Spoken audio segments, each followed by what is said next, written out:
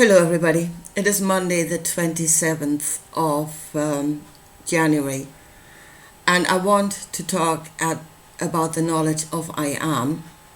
What is that actually? What are we? We are made out of parts. What are those parts that create the whole? And what is it we're doing? And I especially want to talk about the path of forgiveness and compassion, which is at the moment brought to us as the only path. And I can see a situation coming up now where that path won't work. And where do we go from there? Because it will not work. I don't think it will. And what other path is there? But to even understand what compassion and forgiveness are and how you arrive at that point, I really think the Kabbalistic tree of life is one of the best depictions of how we function and how we can understand ourselves. And the process of our decision making, because that is what that is a depiction of. It is a depiction of how we arrive at a knowing from which we go and create a material outcome. Right, I've chosen this depiction of the Kabbalistic tree of life because it clearly shows the three columns. There are three columns.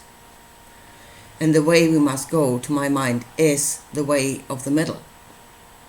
Because that is the way from Keter, the I am, to Malchut, which is the created material world. Now everything above Malchut is in the spirit, is thoughts and emotions. But it will create a material outcome, which is Malchut, which is this world that we find ourselves in. Right. So Keter is the I am. I am is that which is confronted with a situation that it finds itself in. Yeah, and that is true for every I am. Yeah. Even God of the Bible, as an I am, is confronted with a situation, which is us. And it's trying to find a solution to my will shall be done. But as we just say, this Keter is actually us. I am. We are the tree of life. We are it. It's not somewhere else. Yeah? And then we're not accepting somebody else's I am to rule over us. But we are the ones that make our own decisions, that have self-determination. Again, for that you need to understand what you are and how you function. Okay, now as I said, there's three columns here. And if I wanted to put that in, again, the spiritual is depicted in the material. Yeah? So if I wanted to put the three columns in a place in our body,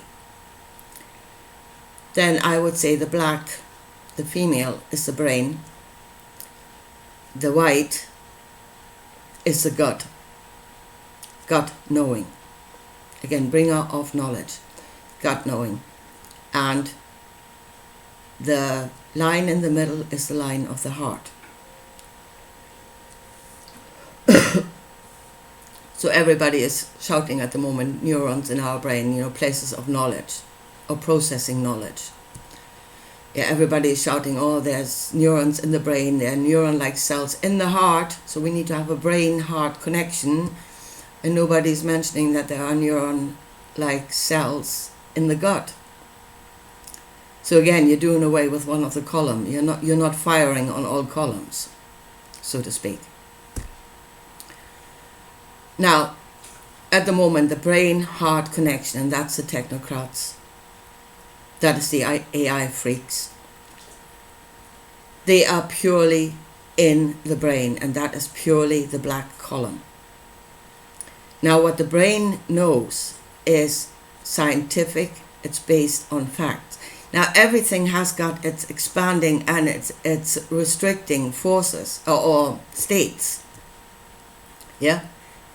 So again, if you say, so you have expanding and restricting in the brain. You do. The restricting is the knowledge of facts. That should restrict you. You're restricted to what you know, and we don't know it all, by no means. The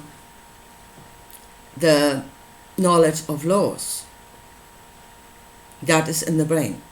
That is the knowledge of the brain. And again, that is a good and helpful knowledge, especially in this world, like the knowledge of the law of gravity. If you drop something, it will drop to the floor and most likely break. So that's a good knowledge to have. That's all in the brain. Yeah? And as I said, the AI freaks, the technocrats, they are absolutely functioning in that column only. That's their only knowledge. It's scientific knowledge. It's a knowledge of facts. And they have, for the most part, rejected the white column, which is the emotional knowledge, and which is actually the knowledge of good and bad. There is the knowledge of good and bad in the white column. Again, it is a bringer of knowledge. It is a completely different knowledge. Yeah? So, let's leave the technocrats for a moment, but it is what they create out of the knowledge of the brain is technology. Yeah? So we're going into the white column, and here we're actually going into Christianity, because what happened there is mostly happening in the white column. Now again, it is emotional knowledge, and it is the knowledge of good and bad. It is like fear, anger, which are the more restricting forces, because they hold you back. They should, you know. If there's danger, fear gives you knowledge of danger, that should hold you back. Anger is a knowledge of injustice. And you're getting the more expanding feelings, which is joy, which means everything is fine, it's great, let's go ahead. Now people say do away with fear.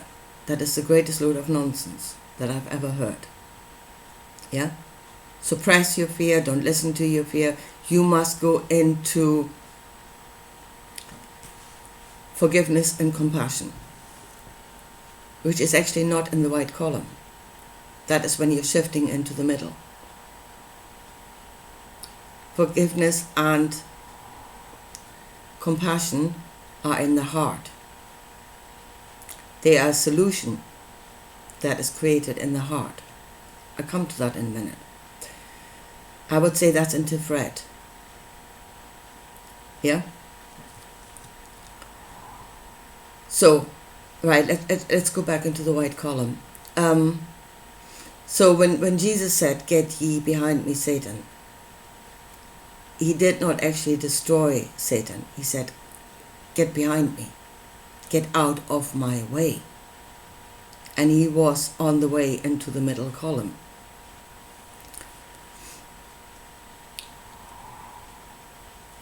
We must acknowledge what those feelings are telling us, what those emotions are telling us. They are the bringers of knowledge that are trying to serve us. Again, both the black and the white are the bringers of knowledge. They are the support columns for the middle. Yeah? You have two support columns that bring you knowledge for the middle. And hopefully in the middle you create wisdom. But as I said, just to say do away with it, you're shooting the messenger. And when did that ever solve a problem? Yes, it's the story of this king. The messenger brings a bad knowledge, so you shoot him. And did that ever resolve the situation? There's an army coming toward you, you shoot the messenger, the army is still coming. It doesn't change anything. If you acknowledge that it's coming, you can do something about it. You need to acknowledge it. But, as I said, it must not become, again, neither of the columns should become the master, the outer columns, sorry. Neither of the outer columns should become the master. They are just the servants. The master is in the middle. So when fear starts to rule over you, then you are in the position of the deer in the headlight. Yeah, you can see the truck coming, but you're unable to move because you're pinned down by fear. That should not happen.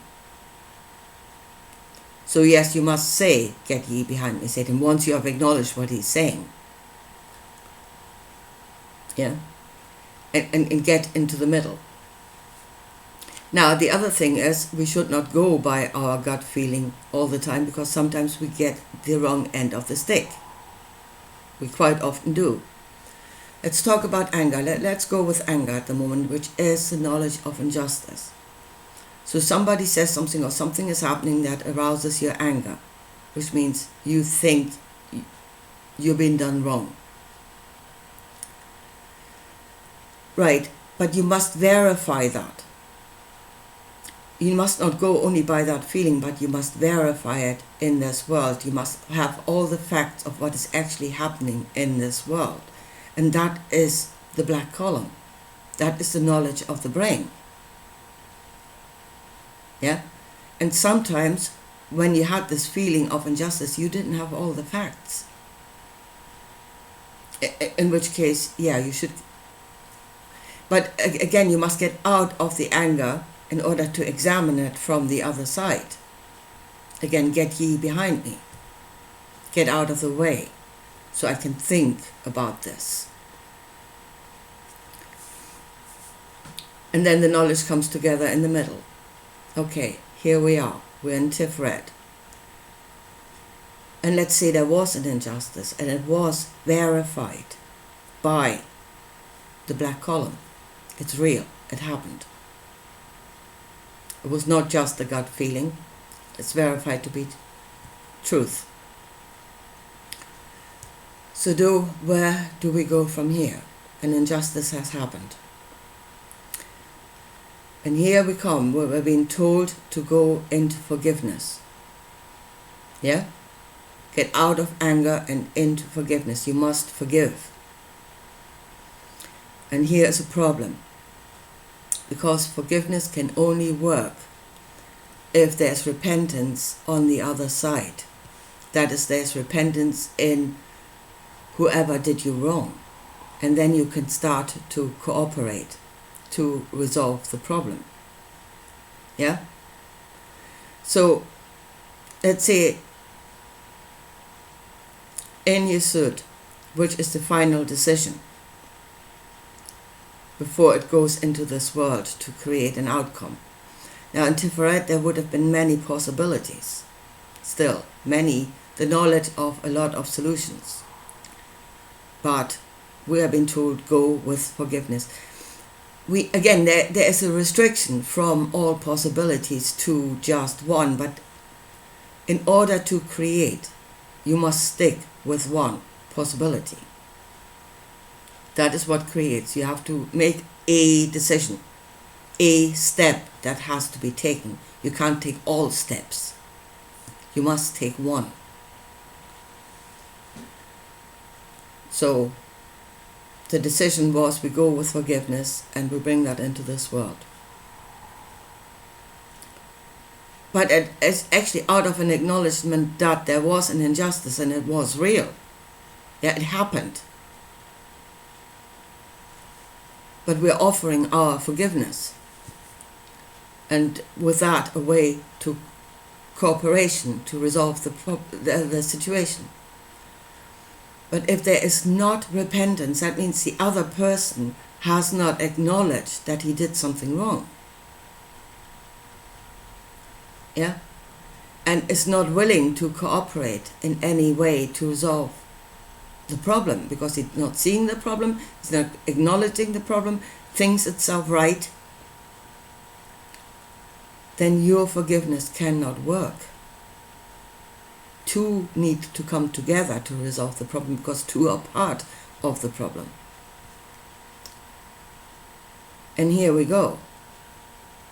As we are in a situation in this world and we're being told forgiveness is the way of the heart and it is the only way, but I would say we're very much confronted with another side that is not in repentance, that thinks itself absolutely in the right, that will not shift from its stance, then your forgiveness cannot work. So where do we go from there? Because this is, compassion is another way out of coming from the white and the black, and then compassion as a solution. But again, compassion needs to be received. Compassion will lead to healing, but only if the other side wants to be healed. Again, I knock on the door, open the door. If the door is not open, compassion is bouncing itself off a brick wall. There's nothing it can do.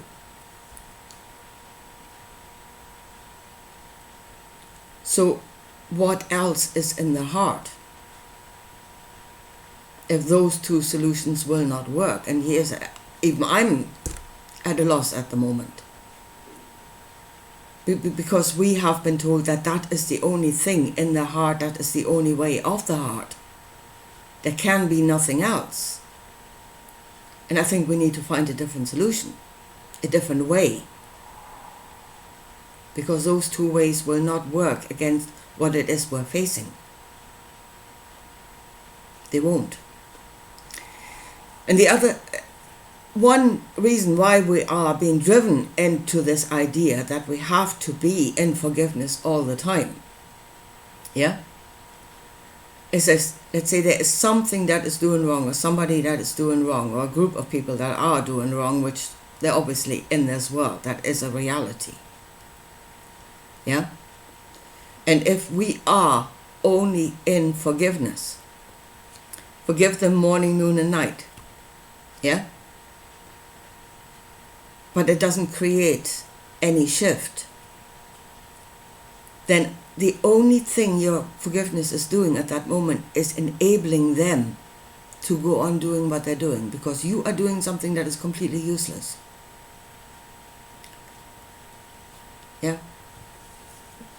So I really think we must search our hearts and see what else is in there.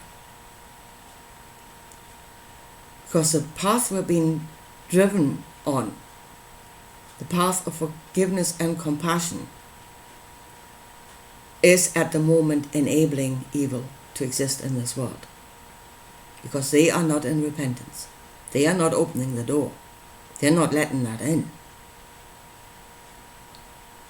So we are being driven to a point of weakness, where we use an energy, a thought, an energy that cannot work in this situation. Then what else is there? And I really think we must search ourselves to see what other ways there are in the heart, if this one does not work. There's more in there. But again, we've been driven into tunnel vision of only seeing this. This is what is in the heart and there's nothing else. It is the only truth. And I don't think it is. It can't be. There must be other ways. They won't be pretty, but I think they must be done in order to create a better outcome for all of us in this world right now. So here you go. The way of the heart is the way of the middle. The two columns on either side are the support columns. They are the bringers of knowledge. And we must acknowledge every part of us that brings us knowledge, and that is including fear, that is including anger. We must acknowledge them. They are our servants. We must not be mastered over by them. The master is in the middle, so they must step out of the way. They bring their knowledge, like Satan is bringing his knowledge into heaven. Yeah? Fear is bringing its knowledge to the heart. But that is all it should do. It should not rule over the heart. The heart is the ruler. The heart has knowledge from the brain side as well. You know, the knowledge of now, the knowledge of what is happening in this world, the knowledge of cause and effect, all of that. And that needs to be put together in the heart, and then a solution must be found. One solution must be found. Again, from all possibilities, one solution must be found to go forward, to make the step forward. And as I said, love and forgiveness and compassion can be a solution. They are the best solution, because it will lead to cooperation and it will lead to resolving a problem. But they do not always work, because whatever you're dealing with has got free will itself. Yeah? And if it is not willing to enter into this process by being in repentance itself, that way cannot work. So what is in the heart then, other than forgiveness and compassion?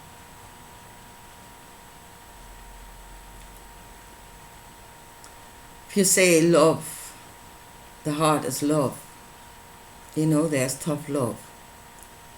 What is the way of tough love? Because we might need that. Right, okay, I leave it at that for today, and I talk to you again soon. Bye.